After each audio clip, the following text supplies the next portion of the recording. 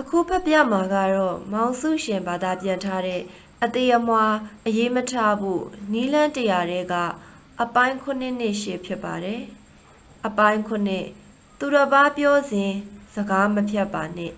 ။စာရေးသူသည်အခြားသူတို့စကားပြောစဉ်အပီးမသက်သေးပဲဝင်ပြောမိခြင်းမပြီးမီဖြတ်ပြောမိခြင်းတို့ကိုပြုလုပ်ခဲ့မိကြောင်းလွန်ခဲ့သောနှစ်အနည်းငယ်ကမှသတိပြုမိသည်။ထိုအချိန်နောက်ပိုင်းတွင်ထိုအကျင့်သည်အဘယ်မျှဆိုးဝါးသည်သူတစ်ပါးထံမှ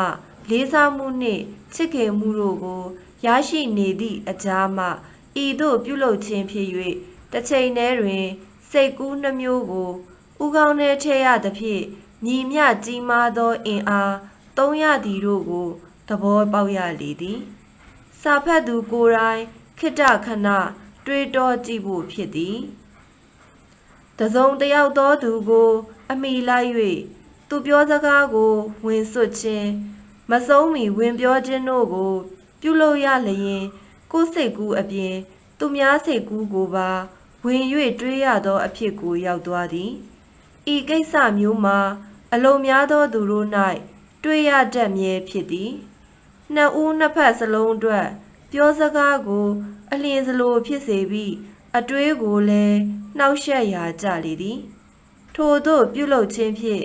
နှစ်ဦးစလုံးအားစိတ်လှုပ်ရှားစေပြီးတိုတောင်းစေကာစိတ်အနှောက်ယှက်ဖြစ်စေသဖြင့်ချက်ချင်းလက်ငင်းအာရုပ်เสียအကြောင်းလည်းဖြစ်သည်ထိုကိစ္စသည်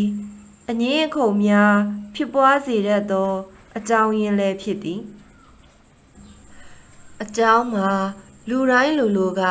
သဘောမတူသောကိစ္စတစ်ခုကိုတစုံတဦးကနားမထောင်ပဲပြုလုပ်နေလျင်အငင်းပွားဖို့သာရှိတော်သည်ထိုသူကပြန်ပြောနေသည်ကိုမိမိကဝင်ပြောဆိုနေလျင်မည်သို့စိတ်ဝင်စားစွာတပြိုင်နက်နားထောင်နိုင်ပါမည်နီကိုကအခြားသူများစကားပြောသည်ကိုဖြတ်၍ပြောမိတတ်ကြောင်းတတိချားမိပါကဤမတိမသာစိုးဝါသောအကျင့်သည်ကိုမတိပဲဖြစ်နေသောအမှုအကျင့်တစ်မျိုးဖြစ်ကြောင်းသဘောပေါက်ပြီလိမ့်မည်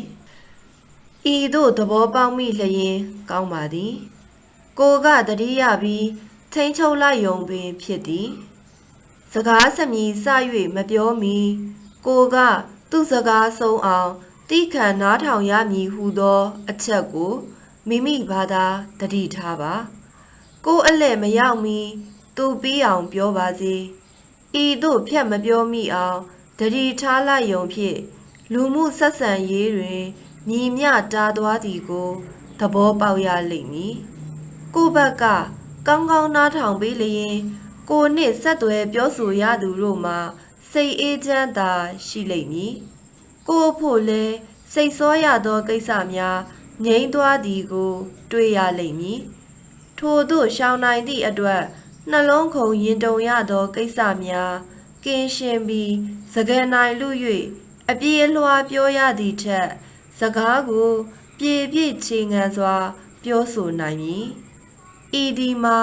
စကားကိုအေးအေးလူလူခင်မင်စပွဲပြောဆိုတတ်သူတဦးဖြစ်ရန်လွယ်ကူသောနီလန်းတရက်ဖြစ်ပေသည်အပိုင်း၈တပားသူကိုကောင်းမှုပြုပါပြုကြောင်းကိုမပြောပါနှင့်ကျွန်ုပ်တို့အများစုသည်သူတစ်ပါးကောင်းကျိုးကိုတစုံတရာဆောင်ရွက်ပေးတတ်လိရှိကြသည်သာဖြစ်သည်သို့သောထိုသို့ပြုကြောင်းကိုအခြားသူများသိစေခြင်းသောစိတ်ဖြင့်တဆင့်ပြောမိလိရှိကြသည်ကိုပြုလုပ်သောကောင်းမှုကောင်းရာကိုတဦးဦးအားဖော်ထုတ်ပြောခြင်းအဖြစ်ကိုမှတွေးတောစာနာတတ်သည်ဟုအတွေးပေါ်ကြသည်ထို့ပြင်ကိုကဤမြကောင်းထားသောကြောင့်ကိုမှလည်းစာနာထောက်ထားခံရသင့်သည်ဟုစိတ်တွင်ဖြစ်ပေါ်မိကြသည်ကောင်းသောစိတ်ထားစေတနာဖြင့်ပြုလုပ်ခြင်းဟူသည်မြနှစ်သက်ဖွယ်ဖြစ်တော်လဲထိုကိစ္စကိုဘသူကိုမျှထုတ်ဖော်မပြောခြင်းသည်ပို၍ပင်ချီးမွမ်းဖွယ်ဖြစ်ပေသည်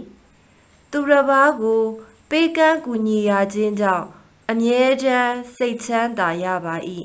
ထိုစိတ်ချမ်းသာမှုကိုအခြားသူများသို့ဖောက်တယ်ချခြင်းထက် မိမိစိတ်ထဲတွင်သာထားရှိနိုင်မှာကကြည်နူးစိတ်ကိုတိမ်စီလျက်ပို၍ပင်စိတ်ချမ်းသာရာရနိုင်ပေသည်ပေးကမ်းရခြင်းအတွက်အတုတ်အပြန်မချသောစိတ်ရှိသင့်သည်မှာမှန်ပါ၏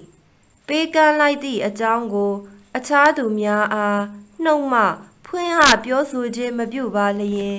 ပေးကမ်းရသည့်အတွက်နှွေးထွေးမှုကိုဖြစ်စေသောစိတ်ချမ်းသာမှုကိုရပါလိမ့်မည်နောက်တွင်ကောင်းမှုပြုသည့်အခါတိုင်း၌ကိုယ်စိတ်ထဲတွင်ထားပြီးကြည်နူးနိုင်မှာကပြေဝသောစိတ်ချမ်းသာမှုကိုရပါလိမ့်မည်